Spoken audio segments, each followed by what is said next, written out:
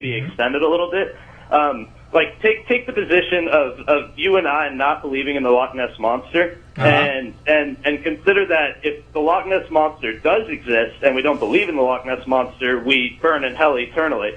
However, if we don't believe in the Loch Ness Monster and he doesn't exist, then we're okay. Oh, so what you're doing... From a theoretic standpoint, and the two of you being middle-aged, slightly overweight men, wouldn't it be better for you to play it safe? I don't know that he actually qualifies for the slightly overweight, but what you're actually... Quite a bit. What you're actually doing with that is making an appeal to Pascal's wager, which is basically saying that, you know, if the Christian is right, and by the way, I don't believe for a second that you're an atheist, but if the Christian is right... Or that we're at the Richard Dawkins then they get to go to heaven forever, and they've lost nothing. But if we're right, nobody's lost anything because we're all dead. And Pascal's wager fails on every single level. It's a false dichotomy. It ignores all the other possible religions. It ignores other heavens. It ignores other hells. It makes the claim that worshiping, believing, costs you nothing when that's not true. If this is the one and only life you have, then every minute that you've spent believing, worshiping, every dime that you've spent in deference to a God is wasted. So there's not a no-loss situation at all.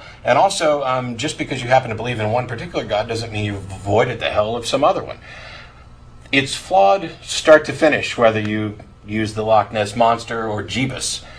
It doesn't make any difference. And by the way, it also makes a couple of other presumptions. One, it presumes that belief is subject to the will, and that by determining that you're in a safe bet situation, you can go ahead and choose to believe as kind of like a covering your ass thing, which also makes the presumption that this God that you're believing in is silly enough that he'll buy into your covering your ass conclusion. Pascal's wager is one of the most ridiculous things. As a matter of fact, when anybody starts emailing to have a conversation with me outside of the show, the first thing I tell them is, I'll have any conversation, I'll consider any evidence you present for the existence of God, I'll have whatever discussion you want, using whatever definitions you want. But the second you bring up Pascal's wager, the conversation's over. And so goodbye. And by the way, for future callers, you do not have to lie.